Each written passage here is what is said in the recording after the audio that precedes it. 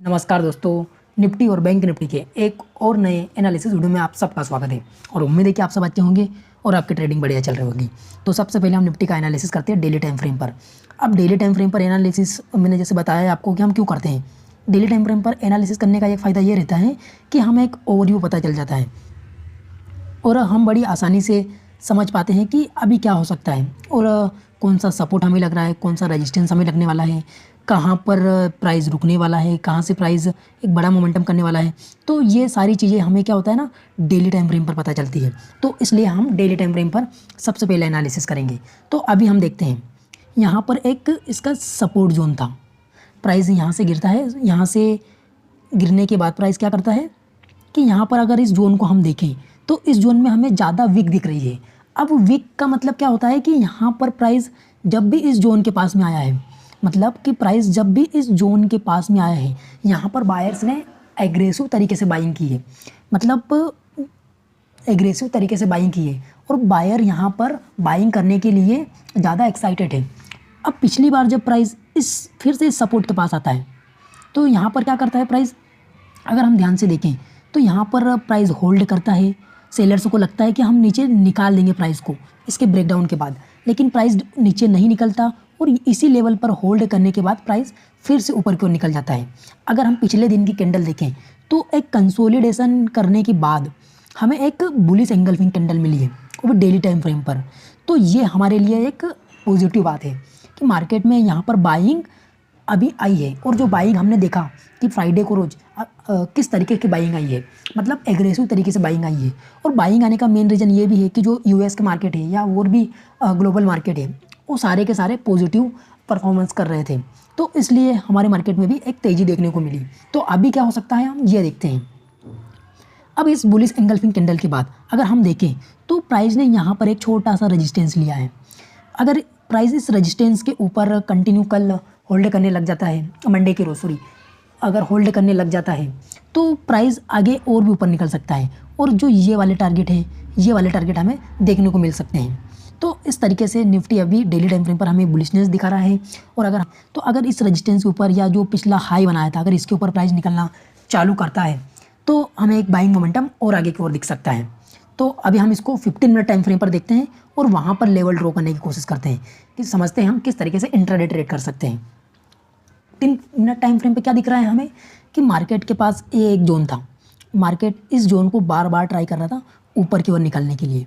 तो मार्केट ने इस जोन को ब्रेकआउट दिया और ब्रेकआउट देने के बाद हमें शॉर्ट कवरिंग देखने को मिली, क्योंकि यहाँ पर अगर आप देखो तो इस लेवल के पास या इस लेवल के पास या इस लेवल के पास जिन्होंने भी पोजीशन बना के रखी थी वो सारे के सारे सोना चालू करे, मतलब शॉर्ट कवरिंग, जिन्होंने कॉल शॉर्ट करके रखी थी। तो यहाँ से एक एग्रेसिव मोमेंट हमें ऊपर को देखने को मिला।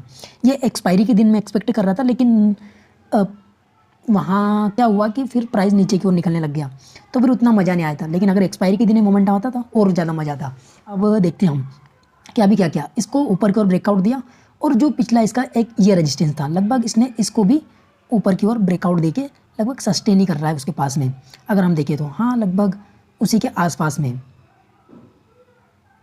उसी के आसपास में। तो अभी अपन इस रेजिस्टेंस को छोड़ते हैं और मार्केट ने जो रेजिस्टेंस बनाए हैं उस पर अपन ध्यान देते हैं। अब मार्केट ने क्या किया कि हमारे लिए एक ये वाला सपोर्ट बना दिया। प्राइस यहाँ पर रुका, नीचे आया, ब्रेकआउट करके अगेन तेज़ी को अगेन कंटिन्यू किया करना। प्राइस अभी इस लेवल के पास अगर कल फ्लैट ओपन होने के बाद अगर कंसोलिडेशन करता है, यहाँ पर एक दो कैंडल बनाता है और उसके बाद अगर ऊपर निकलता है तो हम इसके साथ ऊपर जा सकते हैं। और जो हमारा टारगेट रहने वाला है वो हम ये हाई लगा सकते हैं। फर्स्ट रेजिस्टेंस हमारे लिए यही लगने वाला है, क्योंकि ये मार्केट ने बना के दिया हमें। 15 मिनट टाइम फ्रेम की बात कर रहा हूँ, 5 मिनट पर आपको और छोटे टारगेट रखने पड़ेंगे, ध्यान रखिएगा मेरी बात को। उसके बाद क्या कि अगर प्राइस फ्लैट ओपन होता है और इधर कहीं कंसोलिडेशन करता है, कंसोलिडेशन करने के बाद नीचे की ओर निकलता है, तो हमारा जो अगला सपोर्ट मिलने वाला है वो हमें यहाँ पर मिलने वाला है, क्योंकि प्राइस ने यहाँ से सपोर्ट लेके ऊपर की ओर निकला था। ये बात आपको समझ में आई होगी। और रही बात, अगर हम एक और डिस्कशन करें कि प्राइस अगर गैप अप ओपन होता है इधर कहीं इस लेवल के पास में, ये रेजिस्टेंस और इस सपोर्ट के बीच में या क्लोजिंग के बीच में, तो यहाँ पर प्राइस अगर कंसोलिडेशन करता है थोड़ा बहुत, जैसे 15 मिनट से आधा घंटे के बीच में अगर कंसोलिडेशन करता है और उसके बाद अगर इस हाई को निकालता है तो हम यहाँ पर बाइंग कर सकते हैं। समझ में आया आपको? यहाँ पर गैप अप होना है, अगर थोड़ा सा हल्का सा, ज़्यादा गैप अप नहीं, तो यहाँ पर हम कंसोलिडेशन करने के बाद अगर इसको ब्रेकआउट करेगा तो हम ऊपर की ओर जा सकते हैं।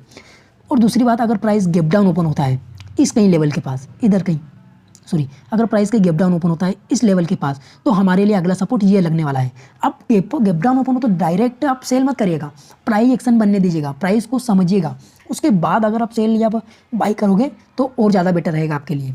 तो ये हमने बात कर ली निफ्टी की। अब हम बात करते हैं बैंक निफ्टी की और समझते हैं बैंक निफ्टी को हम किस तरीके से और ट्रेड कर सकते हैं। निफ्टी के हम वो आगे के टारगेट देख लेते हैं कि कौन कौन सा टारगेट हमारे लिए बनने वाले हैं। तो अगर हम देखें तो ये 700 का राउंड फिगर निफ्टी के लिए हो सकता है, तो ये लेवल हमारे लिए निफ्टी के बन गए। अब हम बैंक निफ्टी की बात कर लेते हैं। हमारे पास एक ट्रेंड लाइन तो है बड़ी वाली, यहाँ पर रिएक्ट किया था मार्केट ने, यहाँ से रजिस्टेंस लिया था, यहाँ से रजिस्टेंस लिया था और पिछली बार इधर कहीं से रजिस्टेंस लेके वापस के नीचे को आ गया था और हमारे पास एक ट्रेंड लाइन ये वाली बन गई थी। समझ में आया आपको? तो ये दो ट्रेंड लाइन है। अगर हम देखें इन्हें छोटे टाइम फ्रेम पर या 15 मिनट टाइम फ्रेम पर इस ट्रेंड लाइन को ब्रेकआउट कर दिया है, मतलब इसके ऊपर निकल गया है, तो हमारे लिए अगला रेजिस्टेंस क्या लगने वाला है? ये वाली ट्रेंड लाइन लगने वाली है। मतलब यहाँ से निकला तो अब ये रेजिस्टेंस यहाँ से लेने की इसके पास संभावना है। ये बात हो गई ट्रेंड लाइन की। अगर कल निफ्टी इस ट्रेंड लाइन के पास से सपोर्ट लेके अगर फिर से ऊपर की ओर निकलता है और अपना प्रीवियस डे हाई ब्रेक करता है, तो संभावना रहेगी कि कल भी इसमें रैली रहेगी, मतलब मंडे के रोज, और इस ट्रेंड लाइन तक ये टच करने की कोशिश करेगा। अब मैं ये नहीं कह रहा हूँ कि आप पहले से ही बाई करके बैठ जाइए, नहीं, आप वहाँ पर प्राइस एक्शन को समझिए। क्या प्राइस एक्शन हायर आई या हायर लो के फॉर्मेशन में चल रहा है, या प्राइस एक्शन डाउन ट्रेंड में चल रहा है, या मार्केट कंसोलिडेशन कर रहा है, तो ये आपको समझना पड़ेगा, तभी ही आप लंबा ट्रेड प्ले कर सकते हो। तो डेली टाइम फ्रेम पर यह सिचुएशन बन रही है। अब हम निफ्टी को टाइम फ्रेम पर देख लेते हैं और लेवल ड्रॉ कर लेते हैं। तो चलते हैं 15 मिनट टाइम फ्रेम पर और अपन लेवल ड्रॉ कर लेते हैं। तो ये 15 मिनट का टाइम फ्रेम मैंने ओपन कर लिया है। अगर आप देखोगे तो यहाँ पर भी निफ्टी रजिस्टेंस था, ये वाला रजिस्टेंस। अब इसने इसको ब्रेकआउट किया और यहाँ से ऊपर की ओर निकला। इसमें भी लगभग शॉर्ट कवरिंग या बाई किया हो किसी ने, बड़े इंस्टीट्यूट ने, तो यहाँ पर भी हमें रैली देखने को मिली, एक एग्रेसिव। अगर हम देखें तो यहाँ से 15 मिनट टाइम फ्रेम पर बिना रेड कैंडल के लगातार ऊपर गया है वो, तो एक अच्छी बाइंग को हमें दिखा रहा है कि यहाँ पर एक शार्प बाइंग हुई है। तो अब हम देखते हैं हम और क्या कर सकते हैं। हमारे लिए क्या था, एक ये वाला रजिस्टेंस लगने वाला था निफ्टी के लिए, इसको तो ब्रेकआउट कर दिया था, तो ये हो सकता है कि अब हमारे लिए सपोर्ट का काम करे। उसके बाद हमारे पास एक ये वाला लेवल लगने वाला था, एक ये वाला लेवल। तो हम देखें तो प्राइस ने यहाँ पर लगभग ये वाला टारगेट दे दिया था। अब हम इसको हटाते हैं और जो मार्केट ने सपोर्ट और रजिस्टेंस बनाया है उसको अपन समझते हैं। अब देखो यहाँ पर क्या कर रहा है बैंक निफ्टी। यहाँ पर हम देखें तो प्राइस ने क्या किया, पिछली बार तो ट्रेंड लाइन के पास से सपोर्ट ले लिया, नीचे आया था, तो अब ये फिर से नीचे आ रहा है। और अगर इस ट्रेंड लाइन के पास से सपोर्ट लेकर अगर निकलने की कोशिश करता है तो यहाँ पर हम फिर से बाई कर सकते हैं। यहाँ पर कोई सा कैंडलस्टिक पैटर्न बनता है, यहाँ पर सपोर्ट लेने की कोशिश करता है तो हम बाई करेंगे। हम ऐसे एग्रेसिव बाई नहीं करेंगे, हमें पहले प्राइस एक्शन को इस जोन में समझना पड़ेगा कि यहाँ पर प्राइस क्या कर रहा है। अगर ये ऐसा करके इस तरीके से हेड एंड शोल्डर बना के नीचे आता है तो हम सेल कर सकते हैं, लेकिन अगर ये इस तरीके से ऊपर की ओर निकलता है धीरे धीरे तो हम ये तरीके के टारगेट ले सकते हैं। किस तरीके से, मैं एक बार फिर से समझाने की कोशिश करता हूँ आपको, एक मिनट। जैसे यहाँ पर अगर क्या होता है कि या तो ये हेड एंड शोल्डर बना के इस तरीके से नीचे निकल सकता है, लेकिन इतनी बड़ी बाइंग के बाद ये इतनी आसानी से नीचे नहीं आने वाला है, या फिर ये क्या कर सकता है, या फिर प्राइस इस तरीके से ऐसे और इस हाई को ब्रेक करने के बाद ये वाला टारगेट दे सकता है, इस तरीके से ऊपर चल जा सकता है। यह अभी आपको समझ में आया होगा, प्राइस एक्शन कुछ इस तरीके से काम करता है। या फिर क्या कर सकता है, अगर मान लो कल गैप अप ओपन होता है, मार्केट कल गैप अप ओपन होता है, पहले मैं लेवल ड्रॉ कर लेता हूँ। यहाँ पर एक ये वाला हमारे पास रेजिस्टेंस लगने वाला है। 15 मिनट टाइम फ्रेम की बात कर रहा हूँ, 5 मिनट टाइम फ्रेम की बात नहीं कर रहा हूँ भाई साहब। नहीं तो आप सोचो कि 5 मिनट में तो 15 मिनट में तो ये बोला था बाइंग करना था, यहाँ पर यहाँ सेल करना था और हम बाई सेल कर लें, तो आप वो करने बैठ जाओ। ऐसी गलती मत करना। ये 15 मिनट टाइम फ्रेम की बात हो रही है, बस लेवल निकाल रहे हैं हम, बाकी ट्रेड आपको 15 मिनट टाइम फ्रेम पर अपने अनुसार करना है। और क्या हुआ यहाँ पर, अब हम देखते हैं। अगर प्राइस कल गैप डाउन ओपन होता है इस कई लेवल के पास और अगर यहाँ कंसोलिडेशन करता है और कंसोलिडेशन करने के बाद नीचे निकलता है तो हम सेलिंग की ओर सोच सकते हैं, लेकिन बड़े टारगेट की उम्मीद मत करना, क्योंकि नीचे ट्रेंड लाइन है, हो सकता है यहाँ पर ट्रैप करे और फिर से घुमा फिरा के ऊपर की ओर निकाल दे और हमारा ऐसे लीड कर दे।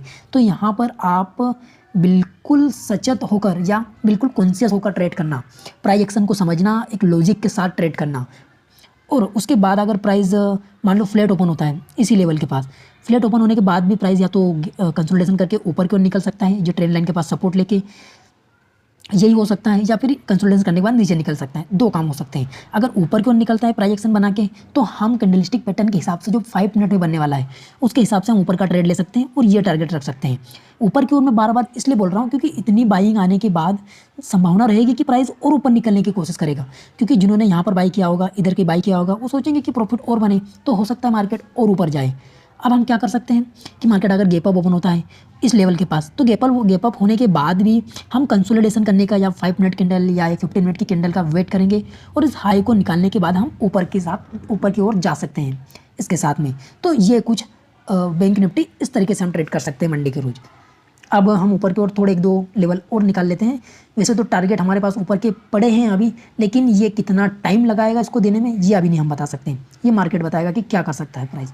तो एक टारगेट हमारे पास ये वाला भी हो ही सकता है लगभग, अगर हम 700 का एक 500 का राउंड फिगर नंबर पकड़ें, हाँ तो 500 का राउंड फिगर नंबर ले सकते हैं हम, तो ये टारगेट हम ऊपर की ओर रख सकते हैं। बाकी के टारगेट आप अपने हिसाब से लगा लेना। अगर आपको थोड़ा बहुत टेक्निकल एनालिसिस आता है तो और मज़ा आएगा आपके ट्रेड पर अगर मार्केट काम करेगा तो।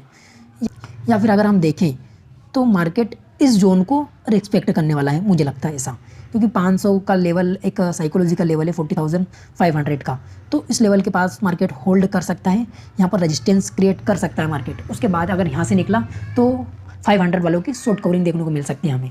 तो इस तरीके से बैंक निफ्टी को हम ट्रेड कर सकते हैं।